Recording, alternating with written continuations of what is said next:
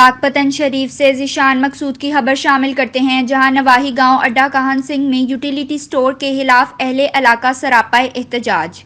अड्डा काहन सिंह में utility store के मुलाजमीन की सूरत हाल ये है कि जो भी गरीब आवाम चीनी लेने के लिए जाते हैं, आगे से स्टोर के मुलाजमीन का कहना है कि अगर आपने चीनी लेनी है तो साथ में 500,000 का और भी राशन लेना होगा तो फिर चीनी मिलेगी। ऐसे में आवाम का कहना है कि हमारी और राशन लेने की गुंजाइश ना हो तो हम क्या करें। दूसरी तरफ जिन लोगों के साथ इनका ताल्लुक वास्ता होता है, इनको हर चीज़ उठाकर दे देते हैं।